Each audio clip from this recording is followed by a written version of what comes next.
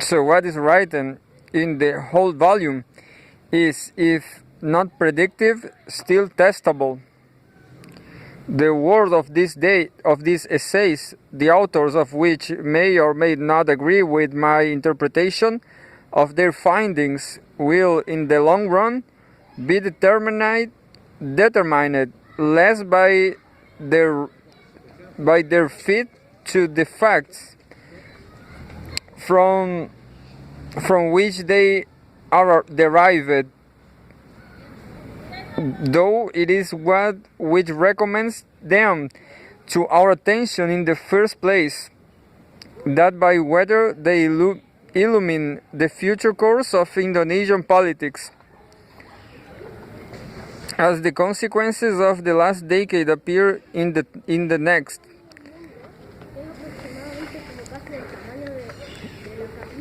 We shall begin to see whether what has been said here about Indonesian culture in penetrating or wrong-headed, whether it enables us to construe what happens in terms of it, or leaves us straining for understanding against the grain of what we thought was so.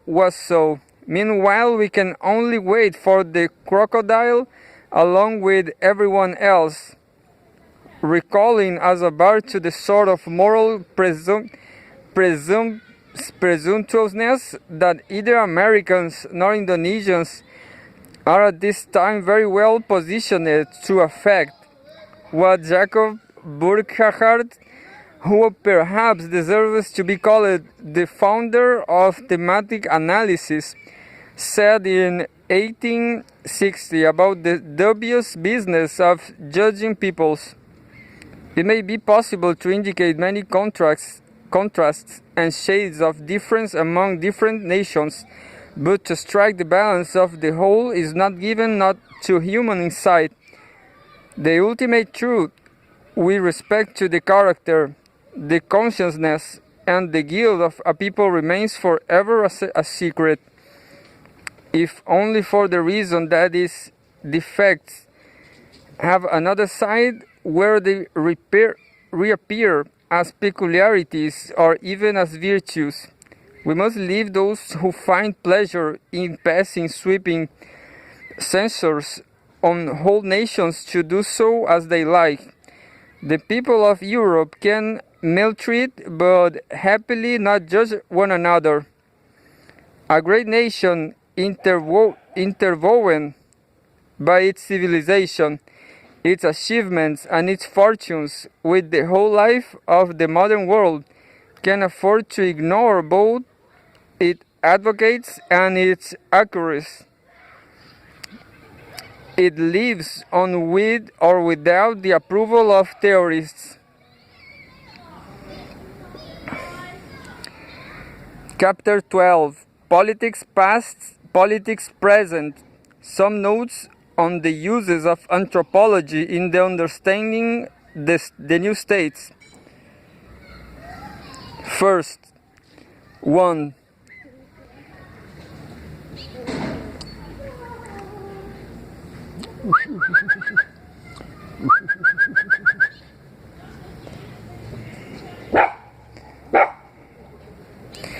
In recent years, the main meeting ground of the various branches of learning which, in some uncertain way, make up the social science as being the study of the so-called Third World, the formed nations and tottering states of Asia, Africa, and Latin America. In this enigmatical setting, anthropology, sociology, political science, history, economics, psychology, as well as that oldest of our disciplines, soothsaying, have found themselves in the unfamiliar position of dealing severely with essentially the same body of data.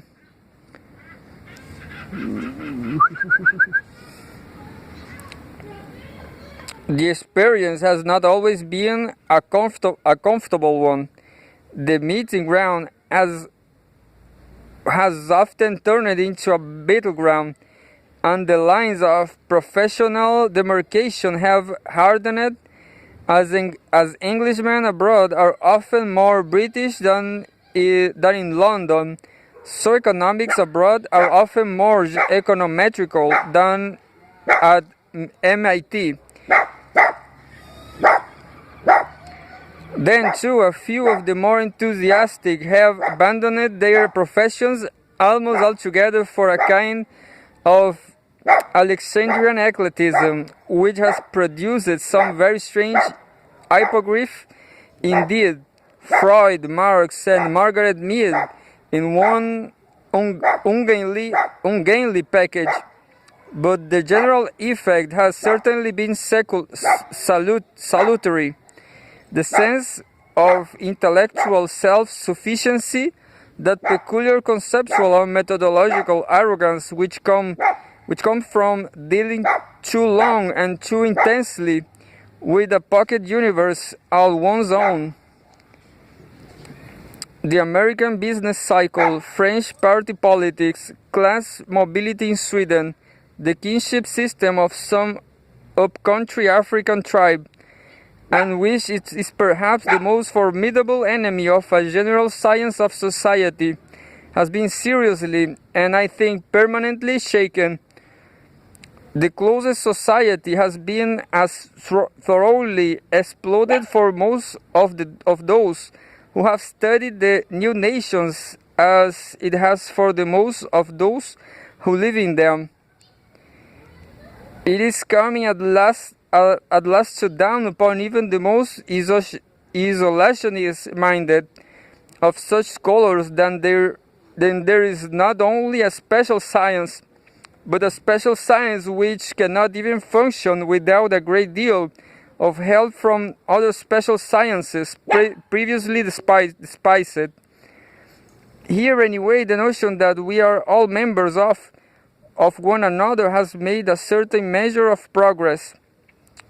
Among the more shrinking examples of this convergence from several directions upon the same body of material is the revival of interest in the structure and functioning of traditional states.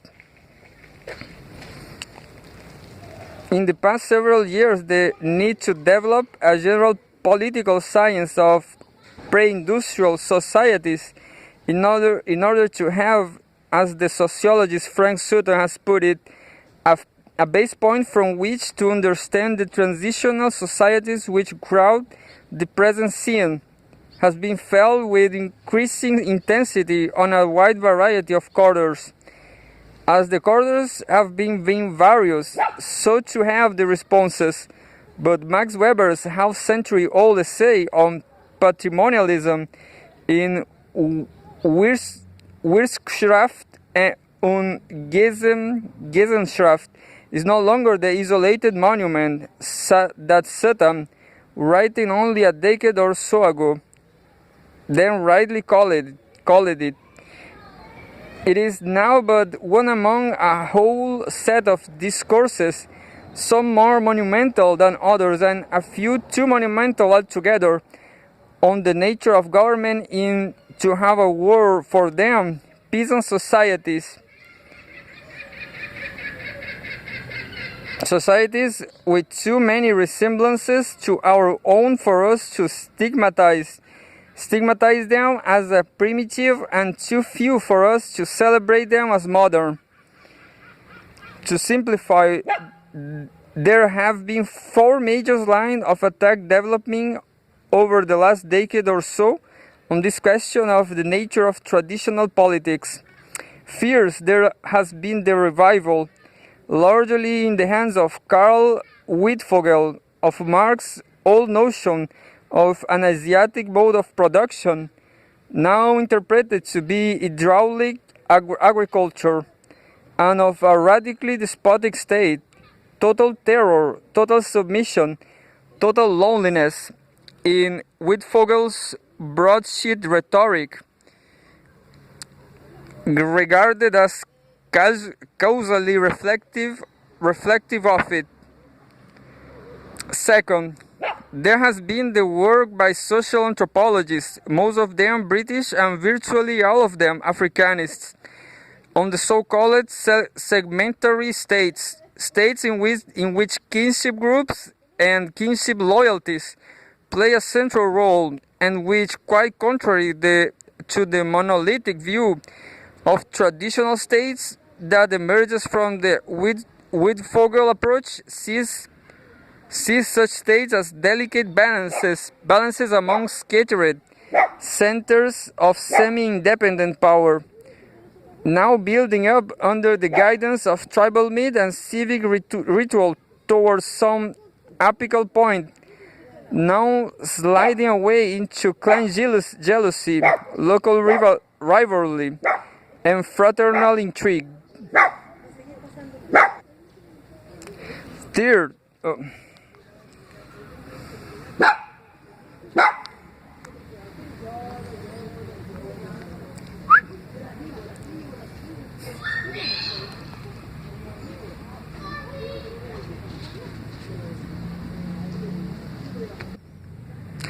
Third, there has been a renewed emphasis on what might be called comparative feudalism, on the question of whether feudalism is an historical category with one itself rather homogeneous instance, the European, or a scientific category with many at least roughly similar instances.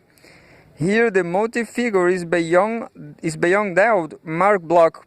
The depth of those impact upon the social sciences is still not fully appreciated, even by many of those upon whom the impact has been exercised. But this interest is also, of course, the main continuation of the Weberian tradition, and in the hands of a sociologist like Eisenstein, with his interest in the role of bureaucracy in early empires, or of an economic historian like Karl Polanyi, with his interest in the political management of commercial activity in such empires, it widens out beyond feudalism proper to concern itself with the range of authority structures found in societies in which feudalization is only one of a number, but a limited number of institutional possibilities.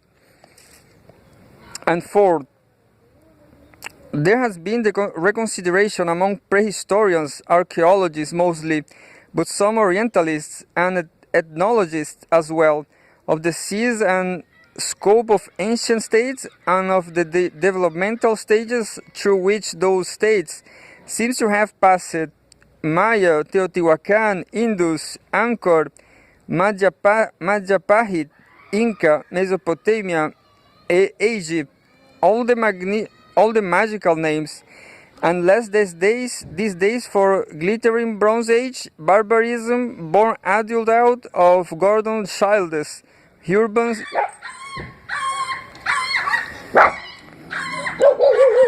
revolution. Milu.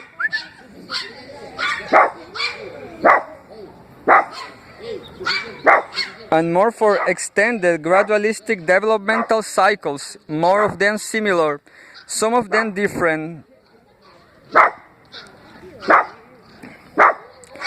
or rather they stand for phases, momentary ones often, in such cycles, phases which may have been both less grandiose than their legends proclaim, or their architectural remains seems at first glance to indicate, and more complexly related to the material conditions upon which they rested than Marxist theorists, even revisionist Marxist theories, usually imagine.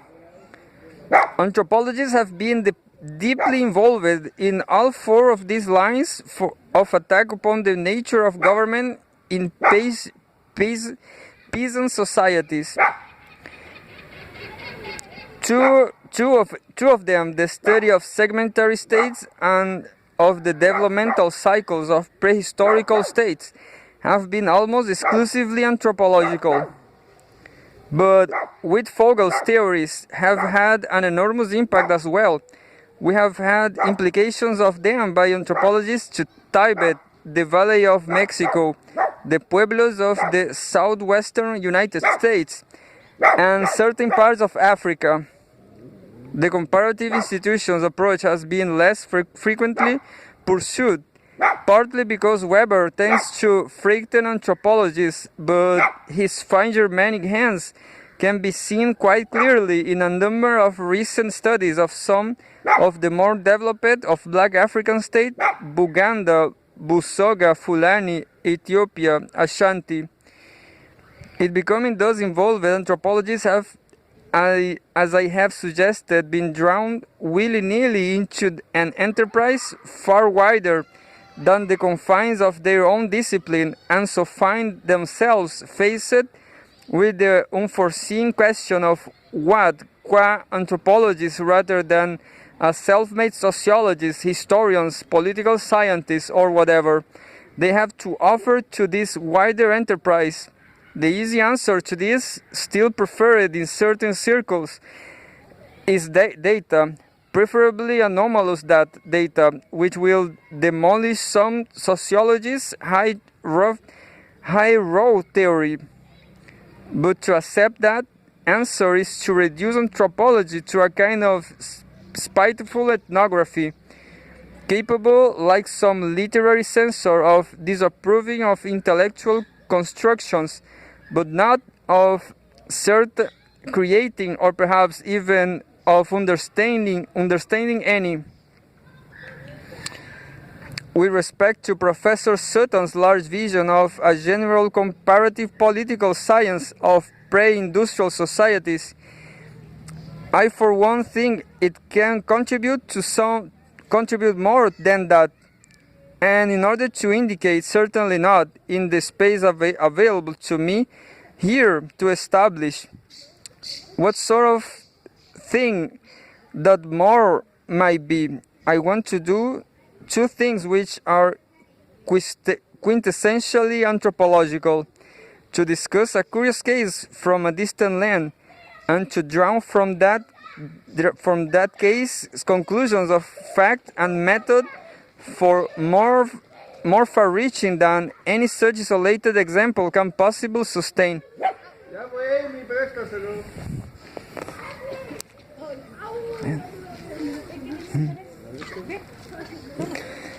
2. The distant land is Bali. The curious case, the state as it existed there during the 19th century, though in formal terms part of the Netherlands East Indies from, I suppose I will have to say, about 1950 on. Bali was, in any realistic sense, a part of the Dutch Empire only after the invasion of the southern part of the island in 1906. For all intents and purposes, the Balinese state in the 19th century was an indigenous structure, and although, like any social institution, it had changed over the course of the centuries, not the least as a result of the Dutch presence in Java. It has done so, but slowly and marginally. To simplify my description of what, in fact, totally resists simplification, I shall first discuss the cultural foundations of the state, the beliefs and values, for the most part religious ones, which animated it, gave it direction, meaning, and form. And second, I shall discuss the social structural arrangements, the political instruments, in terms of which I attempted, with but intermittent success, to sustain such directions and achieve such form. This separation between ideas and institutions will later turn out not to have been so merely pragmatic as this looks, however, but to have been the very axis of my argument. In connection with the cultural foundations of the state, let me present briefly three Balinese notions of what, speaking now in the ethnographic present, supralocal politics are all about. The first of these I shall call the doctrine of the exemplary center, the second, the concept of sinking status, and the third, the expressive conception of politics, the conviction that the principal instrumentalities of rule lie less in the techniques of administration than in the arts of the theater.